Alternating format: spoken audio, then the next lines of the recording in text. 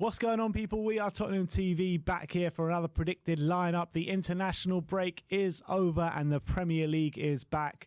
We've got Leeds at home this weekend. And, you know, when you're looking at our run of fixtures now, we can really kickstart the Conte era now. We've got 4 or 5 games in a row now, which we really should be getting maximum points. But we all know football doesn't always work like that. But big game this weekend. We can really kickstart the Conte era. We've got some injury and suspension problems. And John, let us know what they are. Yeah, Sim is still injured. Hopefully you're getting better soon, mate. But no, on to Spurs. We have Ollie Skip is suspended.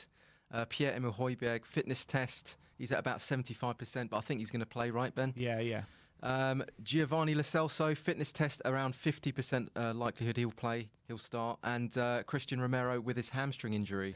So it leaves us a little bit, if Højbjerg's not playing, then that leaves us a little bit short, doesn't it? Yeah, it does leave us short in midfield. I mean, I can't really see what kind of midfield we play if Skip and Højbjerg are out. But in the press conference, he did kind of allude to saying that he thinks Højbjerg will be fine. And it's just a case of who plays next to him. He said either Winks or Tanguy and Ndombele, which we'll get into in a minute. But let's go for the predicted lineup. We're going for a 3-4-3 formation as he has been playing as of late. In goal, we're going to stick with Hugo Lloris, obviously. And it's interesting, actually, on the Hugo Lloris situation. It's been coming out this week that he's looking for Hugo's replacement and looking at players like Jordan Pickford, Dean Henderson. He wants an English keeper, apparently, for the homegrown quota. And where does that leave Galini then? I don't know. That's a shame for Galini as well. But Pickford is not the right replacement for me. I completely agree. I don't want another short goalie. We need someone with a bit of presence now, I think. I really believe that. And he's quite short. I think he's only just about 6 foot, Pickford. Yeah, and he's got arms like a tarantula. A T-Rex. So I don't know. I'm not sure how much credibility is that, in that story or not. But if that's the case, then that's a little bit concerning. It is, yeah. But anyway, Hugo Lloris in goal. Let's start with the back three. On the right-hand side, we're going to look at Davinson Sanchez.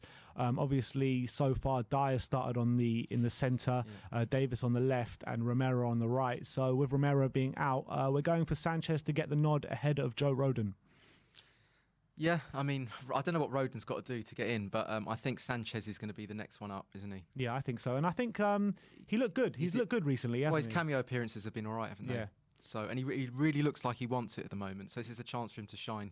But even under Nuno, I thought Sanchez has had a fairly good season so far. It started off well, didn't it? People were saying he was world class, even so, in the unpopular opinions. And then he had the bad game. Was it against Arsenal? I think. Yeah. And then everyone was like, "Get him out, you know." But apart from that, it's been all right, isn't it? It's been all right. All right, so Sanchez on the right-hand side. In the middle, Eric Dyer, as we've seen in every Conte game so far. What's your opinions on Dyer in the middle?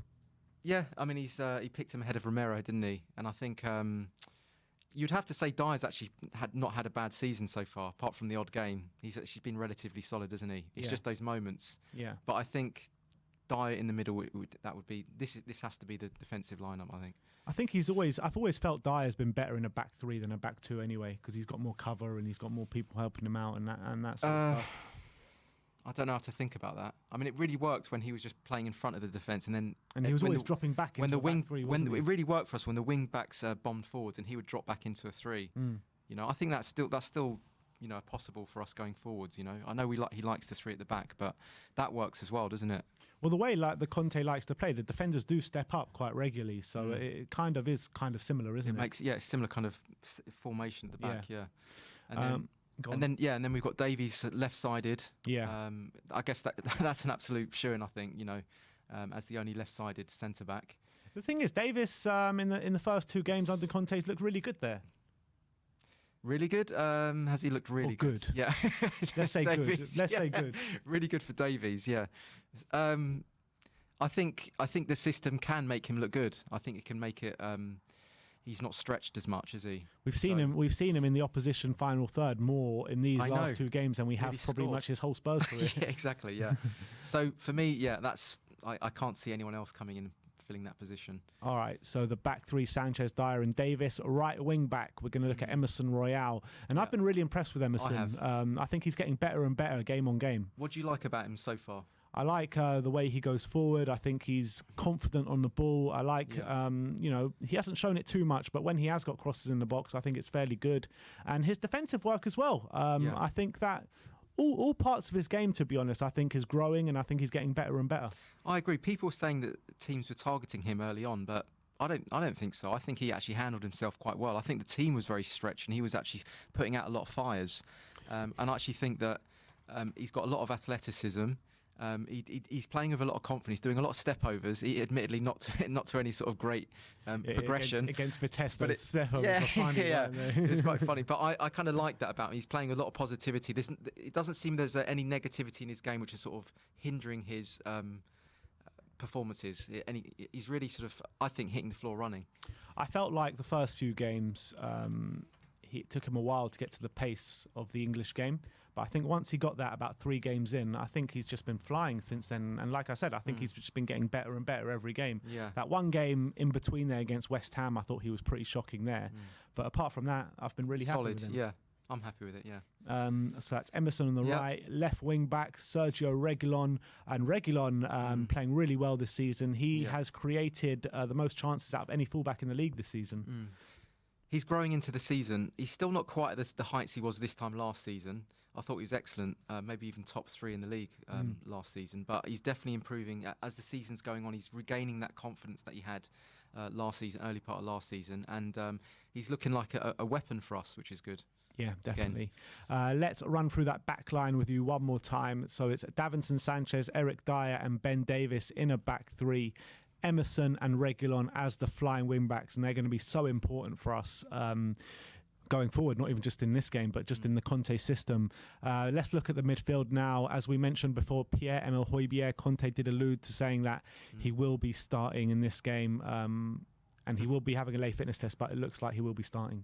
I think even if he's 50%, he'd just strap himself up, wouldn't he, and play. He's a warrior, that guy. Yeah, he's Viking. A real Viking. Alongside him, this is the dodgy one. He said between Ndombele and Winks, but with the kind of comments he made in the press conference, we're thinking Winks is going to start this one. Yeah, just from his comments, he was saying Ndombele, we're working with him. Yeah. So that says to me that it's a work in progress, and they're going to bleed him in because he needs to make sure that his mindset's right and his application's right in terms of, he was talking about him being a team player, not just this standout talent. Yeah. So... Which is spot on, really, isn't it? That is true. It is true. It just depends how you want to manage it with Ndombele. If you were just to say, I trust you, I believe in you, God, what a player, and just put him straight in there and give him that belief straight away, that could work as well, couldn't it? That could pay off with sort of that kind of man management. Or you do it similar to how Nuno did it as well. He said, you've got to prove yourself. Come in for like a Europa game. If you can, a conference game, if you can prove it to me then I'll give you a chance in the Premier League. It seems as though like this is like the revolving thing with Tanguy Ndombele, not just with Tanguy Ndombele, with a lot of players, with Harry Winks as well, His clock gets reset after every manager comes in. And with Ndombele, his clock also gets reset. That's true as well. When every manager comes in, every manager goes, oh, you need to prove yourself, you need to prove yourself. But then he does. Then he does, and then he's one of the best players in the team. Exactly, yeah. And then the Winks thing is that you'll find that managers will start playing him, and then towards the end of their managerial career, they'll drop him. The new manager will come in, they'll put Winks back in, and then they'll get fed up with him. Then the manager will go, and you know what I mean? It's a bit of a revolving door. It's basically the Winks thing and the Ndombele thing are like opposites, aren't they? Because they both get their clocks reset. Yeah. But Ndombele proves his worth and Winks doesn't. Basically. Yeah, exactly. Yeah, that's what it is. So, but I did predict this with Sim in the hot spot. I said, you're going to probably find that Winks comes into the team and starts actually looking all right again. And then people are going to be saying, do you know what? Winks is really up to his game. This is my prediction, and he's really come back into it, and he earns his stripes again. That's what I think will happen. So you are predicting Winksy man the match this weekend? Yeah. No, I mean, who knows? But I think that's a little bit early to say that. But don't be surprised if Winks has a good game, is what I'm saying. Don't be surprised. All right. By the way, I'm not saying he's a great player. You know my opinion on him. I'm just saying don't be surprised. President of the Winks sexual fan club over here. Just change allegiances.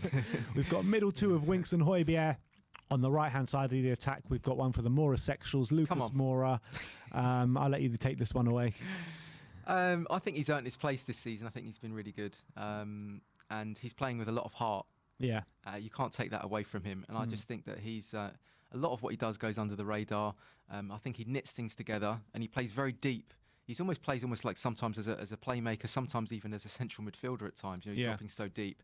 So sometimes he gets judged on his ability to score or create assists. But when you actually watch the game, he's actually getting back onto the halfway line and trying to pull strings. So for me, I'm kind of watching his overall game, and I think it's very good. He's playing with a lot of twinkle. There's a lot of twinkle totem to him. Should a right winger be having to do that though? Come all the way deep to the halfway line and start knitting the play together. No, but sometimes I think players do that instinctively because they want to feel like they want to create an impact on the team. You know, Kane does that. You know, he was sort of like doing that last season, especially when he felt like there was a void in that playmaker area. I think he was naturally coming back to fill that void, and I think perhaps Lucas is doing that. I mean, because his natural position isn't out on the wing. He's not a crosser. He can't, you know. Well, that is his natural position. This is where he's played all his career. But I think his best position for me is a number 10 is role. Centrally, yeah. I mean, he's not the sort of player that he's got pace, but he doesn't get on the overlap of players like a kind of a winger should. He's someone that kind of gets involved in the middle, creates little triangles, tries to create quick passes and progress the ball quickly, get you out of cul-de-sacs and immediately open the play out. So on paper, that's where he is. But when you actually watch a game, he comes very centrally. The problem I have with it, when you're comparing it to Harry Kane when he's dropping deep, last season, you know, it was resulting in goals with his sheer, you know, his ball playing skills and his through balls and what have you, you know. When Lucas does that, it very rarely kind of results in a goal. That's the problem. This season? All the time. I think this season we've just struggled generally, haven't we, with chance creation. I'm talking about in general play. That's my problem with Lucas. I love Lucas. I love the effort and the desire he shows in the team, but I just feel that his end ball and end product is lacking a bit. That's the only problem I have with him. I don't know, because even against Man United, I thought that he put in 3 world-class balls, and he even got subbed off like a minute after he put in an absolute worldie. Well, that game he should never have been taken off. I don't know. I don't see it like that. I think he's the best player that game, yeah. And I think he has been, I would say, the head and shoulders the best player this season. I think he's been man of the match in at least 5 of the Premier League games we've played. I always feel, though, he's always the best player when the team aren't performing. Yeah. You know what I mean? Yeah, he tries to pull the team up. When the team are performing... Are or aren't. When the team are not performing, he's always our best player. Right, yeah, I would say. But when the team are performing, he's not. Okay, that's interesting, yeah. But anyway, that's Lucas. I don't want to dwell on him. Yeah, that's Lucas on the right wing. On the left wing, it's obviously going to be Heung-min Son. Yeah. Son hasn't been at his greatest this season, but has got 4 goals to his name. Yeah. I do think Conte can get the best out of him, though. Well, what do you think it needs to get the best out of him, do you think? I just think he needs more relationship with Harry Kane, because I think his relationship so far this season with Harry Kane, they're not looking for each other like they did last season. They're not working as a team like they did last season. And that's what I think they need to get back to, really. Yeah, they had that incredible partnership last year where they were sort of always heads up and they were looking for each other. Yeah, it wasn't quite, I wouldn't say it's as telepathic as like your Robbie Keane and Berbatov type telepathy. That was special, that partnership. I think just Son and Kane last year were individually more talented. And I just think as individuals, they were like, you know, right up there in the world, and that's why the partnership did so well. You know, like Sonny was banging in 30-yarders, you know. Yeah. I think that Kane and Son, they both look sluggish this season. They look a little bit slower, they look a little bit jaded, and to be honest, they were at the second half of last season as well. They were really dropping off, I noticed. But the thing about Son and Kane is the last thing that will come out of their game is their finishing. So even when, we're going to start with Son, even when Son is looking very sluggish and lethargic, he can still pull out goals out of nothing as well. So that's why he's an important player. It's just, for me, his energies doesn't seem right. You know, even when he's getting the ball into the area, whereas before he'd get 1 touch, 2 touch, get a shot off, he's taken 2, 3, 4, 5 touches, then sometimes even like turning his back and going backwards. It's a sign of a player that isn't quite sharp enough, hasn't got their confidence back. I do feel it was like kind of the environment he was in with the team, a lot of heads down, you know, the manager not really putting his ideas across too well. I do think that does play into the kind of mentality of players. And I think now we've got a proper manager in, well, that's a bit of disrespect to Nuno, but now we've got a world-class manager in, let's say. I think you can say that. I wouldn't say proper manager, because I do think Nuno's a proper manager. Yeah, but I know what you mean though by proper elite. When we got now we got an elite manager. Yeah. I think all these players are going to be on side now, and I think we're going to see different versions of all these players, not just Kane and Son, but all of them. I agree. I do agree with that. I just think that I don't think there's a magic wand where suddenly every player just performs better because a new manager comes in. I do think that players do go through a cycle of form as well, and they have to get that back as well. Definitely. I think obviously there's a little bit of a lift. You know, there's going to be a reinvigoration, but some of these players you can't just get your sharpness back just because a new manager comes in. That does take time. It all happens on work on the training ground, and Conte's working them very hard. You know, double training sessions, getting their fitness back up to top notch. Yeah, and that can only be good for them. Absolutely, like the training and also the morale of the team. If that can get a lift, everyone starts believing again. That's going to improve the confidence of the team. It's like a lot of it's up here. A lot of it is up here. Most of it is, I would say. Yeah, it's a multifaceted equation when to try and get the success of the team back up again. And I don't think it's just about a new manager coming in. There's lots of different elements to it. Even things like, you know, partnerships, like you mentioned about Kane and Son, you know, how these players can actually work together. Whereas I think earlier on this season, I think there was a little bit of a shadow over the team. And I almost feel as though they weren't quite looking for each other generally. There was almost a bit of, you know, they almost felt a little bit spiteful in a sense, if you know what I mean. I don't know why. There was something very, there was like a discordance within the team. But now with everyone, you know, sort of pulling together, you'd hope that they will start, you know, looking for each other, laying passes off to each other a little bit more. Yeah, definitely. And then up top, we've got Harry Kane, obviously scored 7 goals on international break, albeit against San Marino in Albania. Going to be England's best ever striker. But we need to get him back on side in the Spurs team. We need to get him scoring goals in a Spurs shirt. And I think this weekend is probably the perfect opportunity against a Leeds side that haven't been really good this season. Suffering from second season syndrome sometimes in the Premier League maybe. But I'm backing Harry Kane to get a goal this weekend. He just needs probably just like a penalty to get that under his belt, just to feel like he's back on again. Even if he just has to bundle one in, that will be good enough, I think. Yeah. Any goal, really. He got the taste of it now on international break. Because if you cast your mind back to the last 2 international breaks, he was bad for England. He played bad for England. He was missing easy chances. No matter who you play against, you still need to put the ball in the back of the net, don't you? Yeah, but the thing is, he did it. Was it against Moore? He scored 3, wasn't it? He came off the bench and he scored. So I mean, but then the following Premier League performance, he couldn't do it. Yeah. So I don't read too much into the San Marino game because let's be honest, it was 10-0 and like that, you know, a bunch of farmers, weren't they? Yeah. So I just hope that he really applies himself and he's not just trotting around. You know, I just really want to see him work hard for this. All right. Yeah. All right. Well, that is our predicted lineup. Let's go through it one more time. So we got Hugo Lloris in goal, a back 3 of Sanchez, Dyer and Davis. Emerson right wing back, Reguilon left wing back, Winks and Højbjerg in the double pivot with Son on the left, Lucas on the right and Kane up top. John, what is your score prediction this weekend?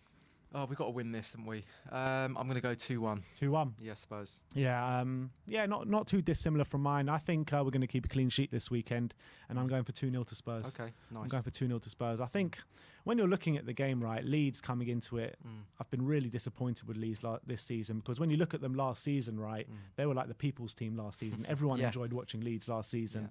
And this year, they've just been a shadow of that team. They've had a lot of injuries that have played into that. But, you know, sometimes you just see these teams that have a really good first year in the Premier League just suffer that little bit in the second year, don't you? You'll notice when teams first come up, like they're at the most dangerous at the beginning part of the season because they've got that morale, that kind of residual morale from coming up. Yeah. And then towards the end of the season, they start to lose that a little bit. And then the following season, it's almost like they've got a little bit too comfortable and they lack that kind of injection of energy, don't they, a little bit? Yeah, definitely. So good time to play them. All right. Well, John's going 2-1. I'm going 2-0. I want to know your score predictions in the comment section below and let me know what you think of our predicted lineup. And if you would make any changes to that, let me know in the comment section below. Like, subscribe and comment. And as always, come on you Spurs.